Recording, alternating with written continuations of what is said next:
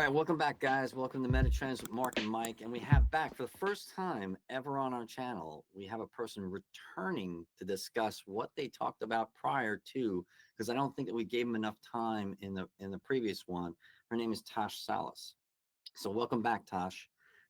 So let me give some bona fides here. Tosh is an attorney that specializes in helping family offices start up, and then therefore has access to what we were going to call investors. And in my presentation, what I do is I routinely teach CEOs that they have to start thinking like investors, uh, because investors pay the most for businesses, but they don't buy businesses; they buy investments.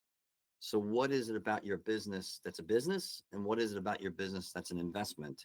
And how do we move more towards being what they want us to be in order to create a more attractive business model? And I'm super excited about where she's going with this stuff, and I want to make sure that we help her succeed. So Tosh, why don't you fill us in, like what got you here for the people who didn't see the last podcast? Bring Yeah. us up to speed.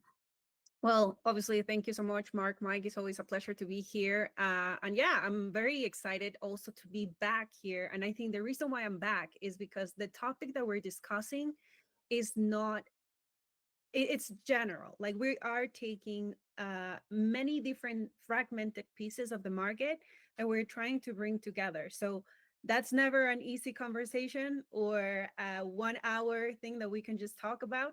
So I'm excited to be here, but I'm even more excited about bringing this vision to life together, right? It takes a village, and I know that you've been incredibly supportive. So thank you again.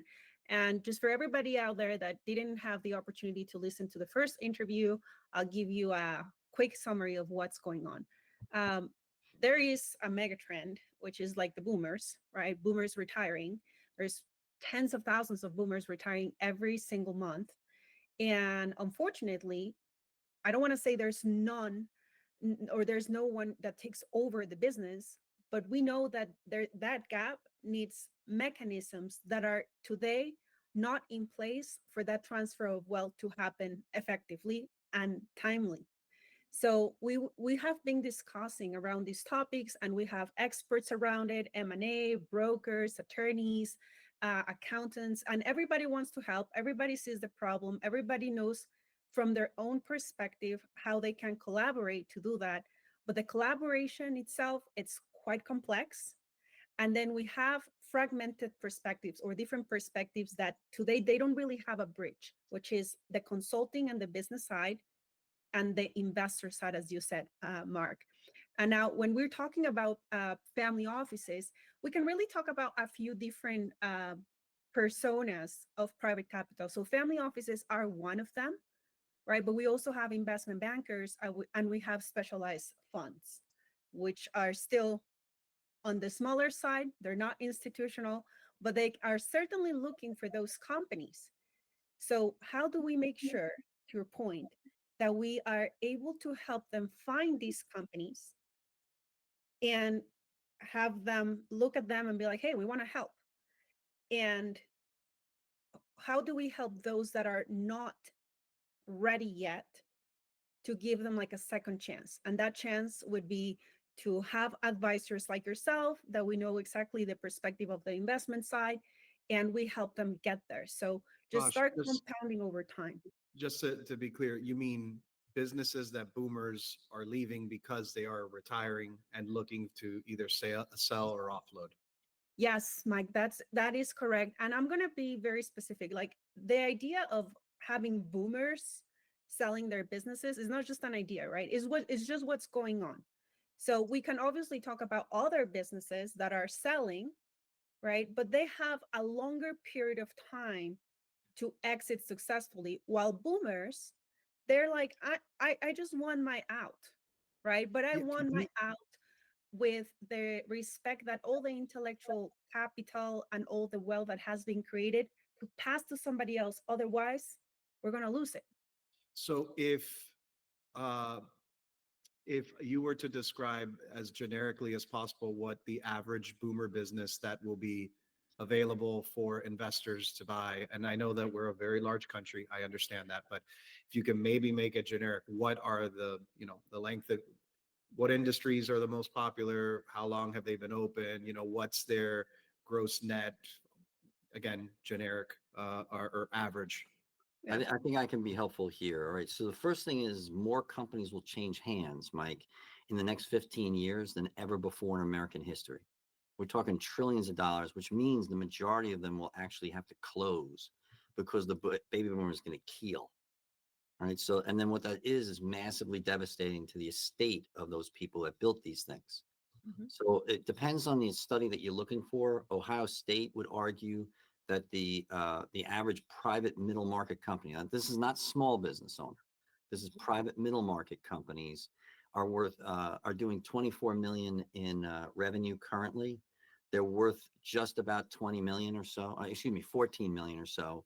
In the case of Vistage and private equity, this is like call it the upper middle markets.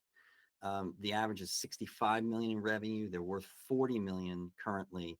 They could be worth 13.5 million if we fix what's wrong with them currently, because most of the businesses have some type of negative affecting them. Then you have a second dynamic, which is actually much more pernicious, but much more subtle. We overparented our kids. So, like, I'll give you an example. The mammalian adolescents require unsupervised play in order to become adults. This is if you're chimpanzees, dolphins, or human beings. When is the last time in your orbit you saw any kids playing unsupervised? So what ends up happening is, let's say you and I were having a beef on a schoolyard, and we're teenagers. When I was a kid, I grew up in kind of a violent environment. Like, I was 6 years old when the first knife was pulled on me. There was twice in my life that, forget Usain Bolt, I was the fastest human being on planet Earth. There just wasn't anybody there with an official stopwatch to say, "Hey, that kid's really fast." Like, I actually went back and Googled it. I Google Earthed it right outside my junior high school in Bayside, Queens, how far I had to run to get away from these guys who were trying to kill me. And I'm not exaggerating. One of them was carrying a 2x4 that had screws in the bottom of it. This was really dangerous stuff. I hit the gas so fast, I don't remember my feet touching the ground, and I ran 400 yards. Like, and until my heart was pumping battery acid. And maybe that's the reason why I had to have heart surgery 2 years ago. But the deal is that the good side is people younger than you, Mike, did not have to deal with the violent environment I did. The downside is you can call me Susan. I'm literally unoffendable. So, like, I just don't care. And I can negotiate with anybody, which means my generation can lead.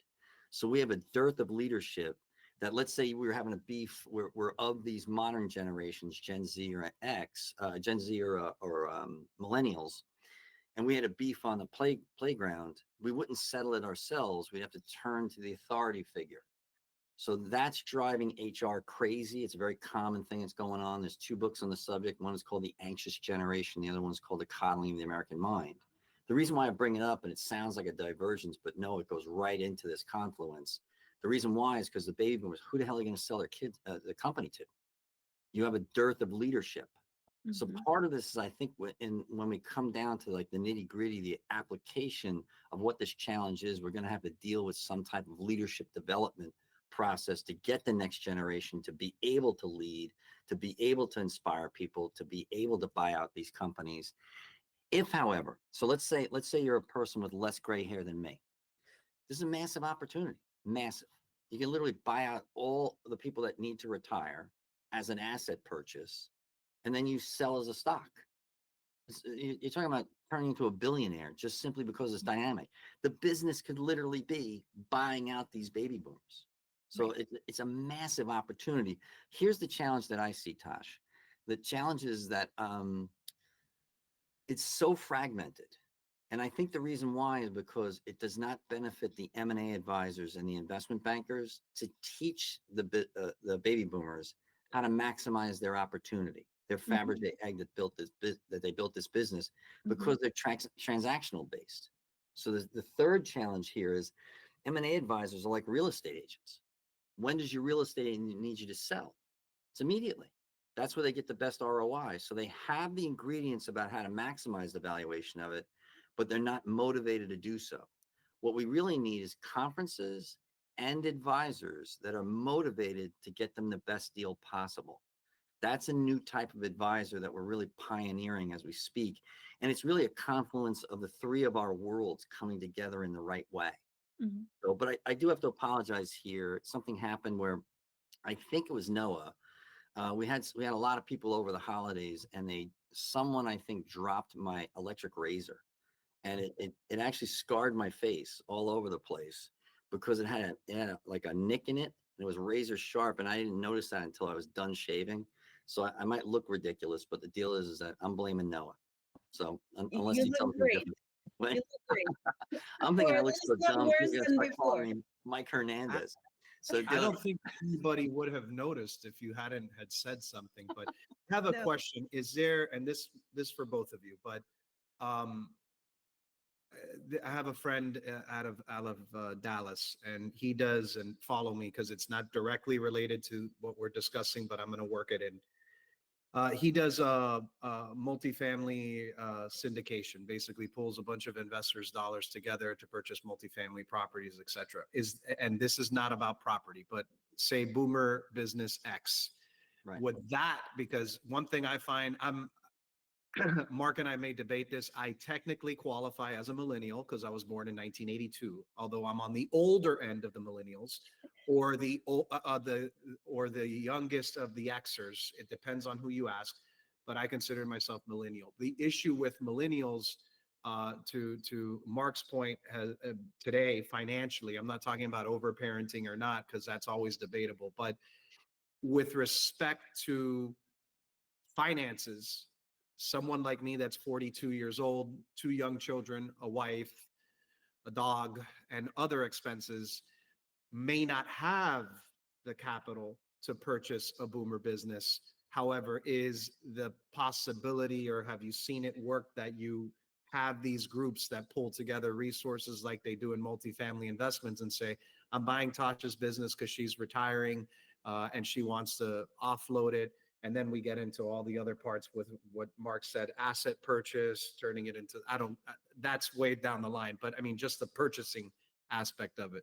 So let me first give some color to what Mark said, because he has the right frame, but because most people don't, they need the subtleties of what he's talking about. So first of all, to answer your question, Mike, like what are the industries that most boomers are retiring? What are the most important ones, or what do you see?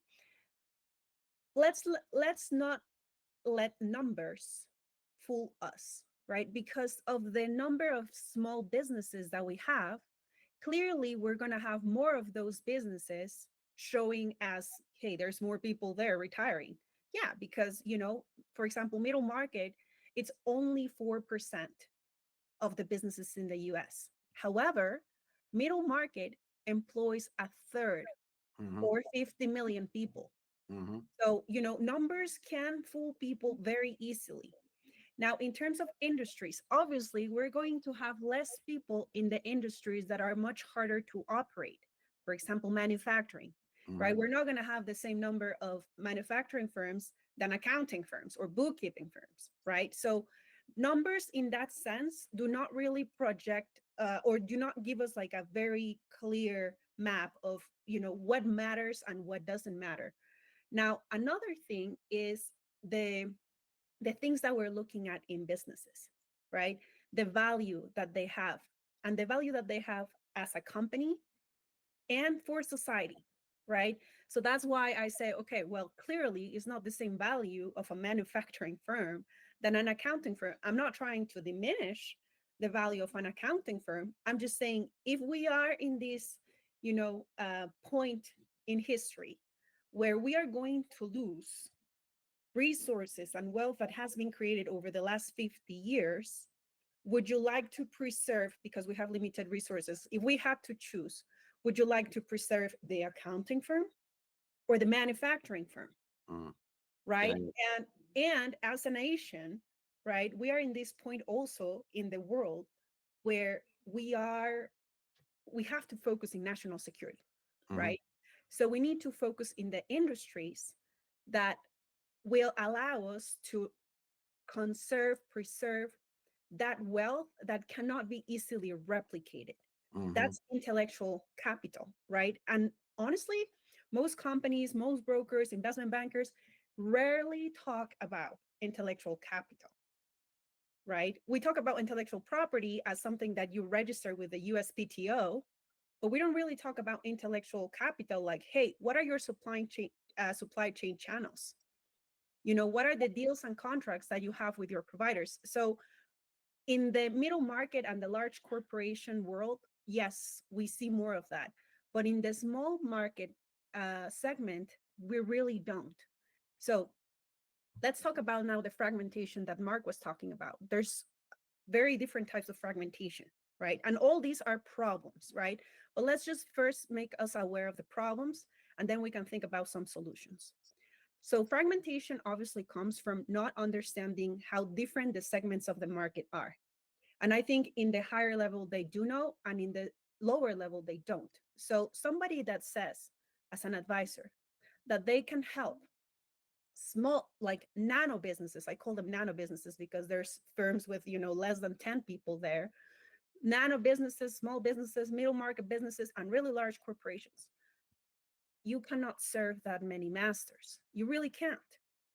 You can, but then the value that you provide is less. So to the point of the newer kind of advisors, we need to understand that we need to specialize, right? So imagine value just like works like this, right? So the broader you are, the less value you provide. So the more specialized you are, this kind of grows like this, right? So if you are an advisor specialized in, wealth transfer or estate planning, for example, if you know the complexities of the industrials, you're going to be able to provide more value there than if you are, just serving the service firms or the technology industry. The technology industry showed us many years ago with Silicon Valley that the more specialized you are, the more value you can create because you are advocating for an ecosystem, right? And we did not take that blueprint. We just decided to keep operating in everything else except tech, right? So that's one part of the fragmentation. The other one is, small, medium, large, etc. And another thing that I just want to say about the trends, right? To your point, Mike, in terms of the syndicators. Mhm. Syndicators are typically for real estate. Mhm. But how do someone like you or Noah, right, can acquire a business? There's this new trend, and there's different names for it. And, the trend has the nature of being misunderstood. But there's the ETA, which is entrepreneurship through acquisition, and search funds. Okay. Neither of these ones is new, but, we love labeling things. Now, those trends are important because there are a new structure for younger entrepreneurs or for newer entrepreneurs because they come maybe from a corporate background and now they want to become entrepreneurs, to rather than build from scratch, buy, acquire something existing and improve it or maintain it. Mhm. Now, entrepreneurship through acquisition, there's already an ecosystem around it. So there are banks lending, there are, like alternative lenders as well. And then the search funds themselves, they function as an alternative. So now there are investors, bless you, now there are investors investing in search funds. Now, what is a search fund? It's basically a pool of money. You can call it syndicator. It's a pool of money to acquire one business only, right? Now, the trend of the search funds comes from very elite, and I'm going to put it between quotes, right? Like elite people from Stanford University, Harvard, who were like, oh yeah, this looks cool, and we always need alternative sources of financing. So let's name them search funds, although all funds search, but they decided to just name it the search fund, right? So alternative sources of capital exist, and the financing sources are adapting, right? The problem, and this goes back to the fragmentation, is that Everything is fragmented. So unless you know where to search, you can't find it. You cannot find what you don't know that you're looking for, right? So information awareness is critical, but also the second stage of that is to bring them together. All these like fragmented advisors and financiers and entrepreneurs, if we can bring them together with a purpose, with a narrative, then I think that's what we're trying to figure out, right? That's the whole point. It's funny that you bring that up. I was actually sitting next to my Andrew Garbarino. He's the sitting congressman from my neck of the woods on a flight to BWI. He was on his way to do a vote in DC, and I was on my way to do a series of lectures in Raleigh. And he kind of made the mistake of asking me what I do for a living. And then he spent the rest of the flight asking me about some of the things he has to deal with on a political basis, kind of a different podcast, but it's around displaced religiosity. But we actually went down the rabbit hole of something that he recognizes as a result of Sarbanes-Oxley. So when I first got started on Wall Street, we had stocks that were going up 3,000% a year. You had the ability to have micro caps. These would have been companies, Mike, that were so teeny tiny, but the rules and regs to go public in 1989 were so different than 2002 that the majority of companies that went public in the 90s rue the day they ever did, because it's so prohibitively expensive to be Sarbanes compliant. So what that means is we lost a whole category of funding for high flying stocks.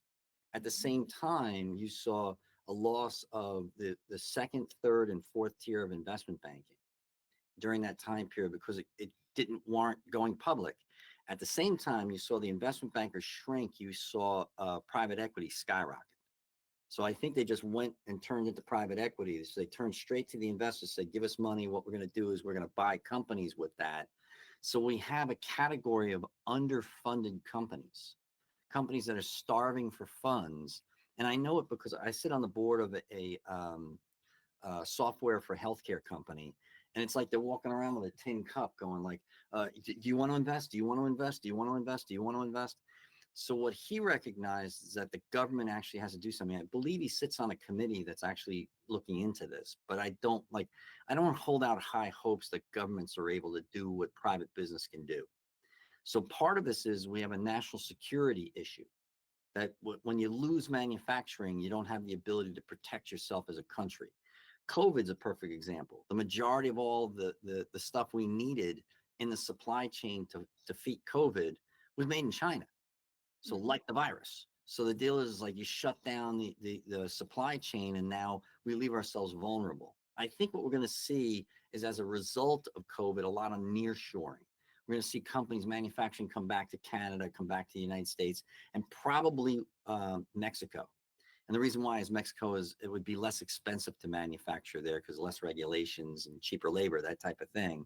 They'd be able to do a much better job manufacturing at the lower levels of manufacturing, not necessarily the higher levels of intellectual capital, but the lower levels. So he sees this as a challenge, and I agree with him. So one of the things that we could do is find those investors and Mhm. marry them together. So what I see is our world, Mike, marrying Tash's world. So Tash has the investors, we have the investments. Because in the case, let's just use Vistage as an example. They have 45,000 members. I would argue 30,000 of them or so are unique companies because sometimes you'll have the CEO and the COO as members of the same company. I'm Mhm. talking about those companies. Then what I've done is I've been able to trip over some in my travels, some what would you call it? Arguments to the academics around this. The Mhm. majority of companies on the coasts are built to be sold. 90% want to sell. The central states, that numbers flip. It's not quite 90%, 65% want to pass on to the next generation, but that's fraught with all sorts of challenges. So I want to outline a case study I'm working on right now. This is a new coaching client I picked up. So this is an actual person. She's 70 years old. She's the financial mind of the relationship. The husband is the head of sales. They own a logistics company that happens to have a technology arm, but they're doing things wrong. Like Mike, have you ever been in the office of someone that like the place was freeze dried in 1985? Yep, we have Yep. those. Yeah, yeah. So picture like so it kind of needs a rebranding. But what I'm learning about rebranding from my marketing guys is that rebranding starts with a philosophical change at the company. What they are not is a logistics company with a technology arm. Because right now they're doing 65 million in revenue. They're worth 12.8 million. If we fix what's wrong with them, they could be worth 20. So, but if we flip the philosophy there, that they're actually a technology company that happens to be in logistics, and then we switch from a project based technology sales process to subscription, they jump to 130 million in valuation. Now, this gets a little complicated, but I think it's germane to this conversation, especially where I'm going to bring it back to where maybe you come in, Tash. So, picture they want to pass this on to the next generation. They never want to retire. Okay, it's perfectly within their rights to do so. They're out of Chicago, so it's the central states type things that happen there. I said, no problem. They said, well, but we're worried that our daughter might not be able to take over. I said, okay, that's an easy enough solution.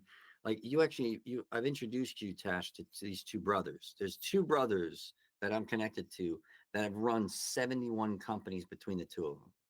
11 of which are publicly traded. These guys have been there and done that. They never want to deal with a publicly traded company ever again because it's like selling your soul, right? So, what they want to do is they want to coach the next generation to take over. So, we're going to shore her up with a private advisory board. So, they're going to raise the sophistication there, hopefully getting them to investment grade. So, because there is a Pareto distribution that exists in Vistage, 80% will not qualify for due diligence as they currently sit. Of the 20 that will, 80% of them are not investment grade. So, what I'm looking forward to doing is data mining what creates investment grade and then give that to all the rungs on the ladder below, increasing the likelihood that more will pass due diligence and will be investment grade. So what we're doing is we're shoring up these organizations so the employees stay employed, right? And to your earlier point, they employ 1/3 of all the employees in the nation. Now, in their case, this husband and wife team, they don't want to sell. And I said, well, could we do something? So this is really a question for you, Tash. They don't want to sell out. They don't want to not run the thing. And they have a daughter who can take over. So we're good with leadership, let's just say, assuming I'm reading the tea leaves correctly. What I'm Mhm. thinking we could do is attract outside investments that are not interested in changing the leadership, that want to foster it and then share in the growth. Now, what happens is we get to ring the cash register for them off of hundreds of millions of dollars. Because one of the things I didn't mention so far that, frankly, I'm quite proud of is that what she doesn't realize is logistics is a leading indicator to the economy. So if we can prove in her data set that she has empirical research and then over one 12-month time period be able to track the correlation of the forecasting of the stock market from her data set, we prove that we could sell it to Wall Street for billions. This is all from a $12.8 million company. That's really exciting stuff. Then what we do is bring in outside investors to ring the cash registers on a couple of hundreds of millions of dollars that we just manufactured between these efforts. And now we turn her into a philanthropist. So we create a foundation and she helps us leave the world a better place without retiring. Mhm. That's what I'm seeing is where we can go with all of this. Very excited about it. Do you think I'm wrong with that assessment? I don't think you're wrong. I think that's part of what we are talking about, like this new advisory mindset. Because the one of the biggest problems, not the biggest problem, but one of the biggest problems is how do we make sure that all the stakeholders get the benefit? Because if you cannot align that, it's just not going to happen, right? I always, refer back to learn the rules, play the rules.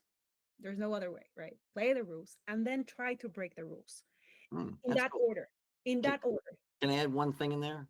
Sure. While not looking for logic and reason in a place that doesn't exist. Exactly. Like when you're learning and playing the rules, you are just learning and playing the rules.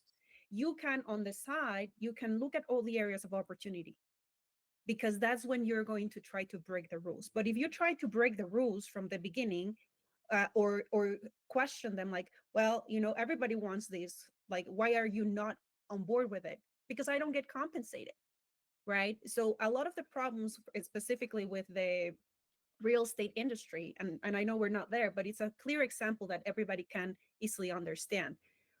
You need to have an association representing brokers, because the truth is that it's really hard to sell a home because of all the administrative stuff that you have to go through. Most families will not do that process over 2 or 3 times in their life, right? Like they do it once, maybe twice, and that's like great.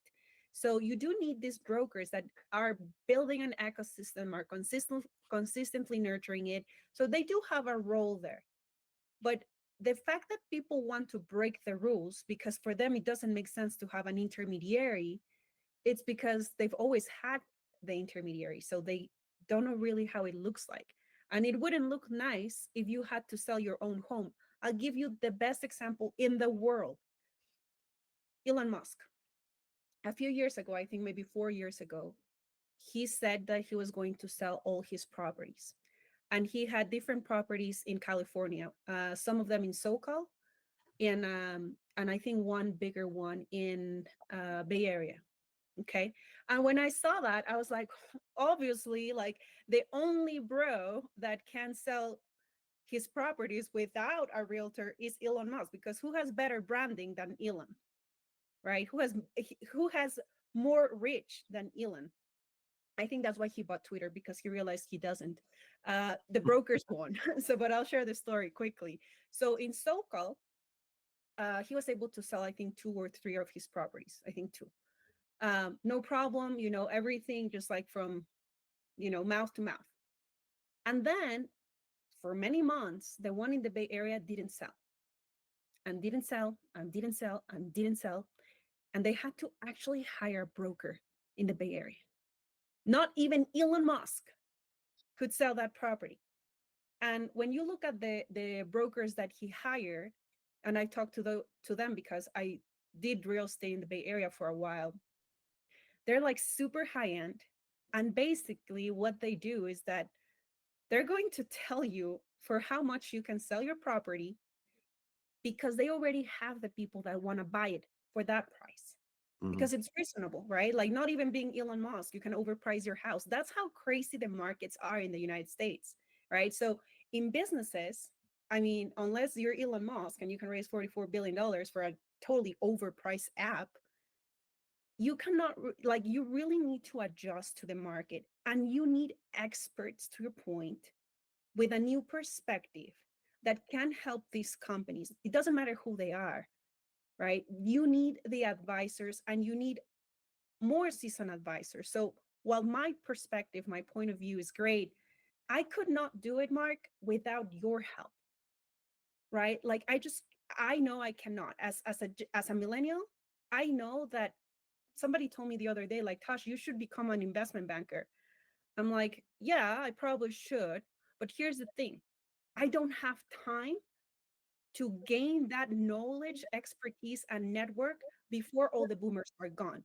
So my best bet is to go with people that have been there, done that, tell them what I'm doing, and have them really build it with me. Otherwise, we're gonna lose all these benefits. So your case, I love it.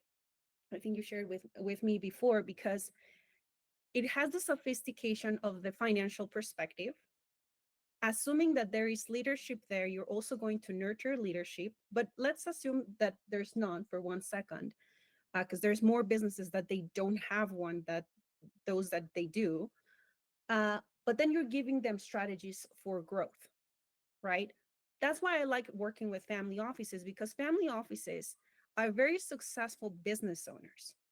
They wouldn't have that kind of money if it wasn't because they were successful in business. Most family offices made their fortune not in real estate. Millionaires did their fortune in real estate, billionaires in private equity. So they're sophisticated instructors, and they're sophisticated in operations, right? So that's why I really like the thesis that we're discussing, or the hypothesis that we're bringing to the market, Mark, because we need to pair that expertise of investors. We don't need more private equity firms that just will, run down a business. We need those that want to preserve it, and we need those that want to preserve it. But I don't see it as a sale of a business. I also think that with family offices, there's more flexibility in this structure. So maybe a minority equity stake, right? And you help them grow. And then you take them to the next stage. So there's just like a lot of things that we can definitely discuss. But what you're doing is because you have the incentives to help the companies that way. Now we need to find the incentives to get them with the investor, right? And do it at scale. It has to happen quickly. So I'm in conversations with investment bankers. I think, as to your point, they are intermediaries, and whether they add value or not, they are intermediaries. They're there. So learn the rules, play the rules, and then we can try to break the rules. But now we have to play the rules and do it at scale to identify, hey, what are we missing? And can we convince them to play a different game? Can they become this type of advisors? Can we generate the incentives? Can we generate the agreements, the framework to work like that? I think we can. And I don't think it's that complicated. It sounds complicated, but I think there's a lot of people out there. They're like, yeah, we know where the market is going, and either we collaborate or we'll just be part of the rest of the people. Red ocean, blue ocean, red ocean, blue ocean.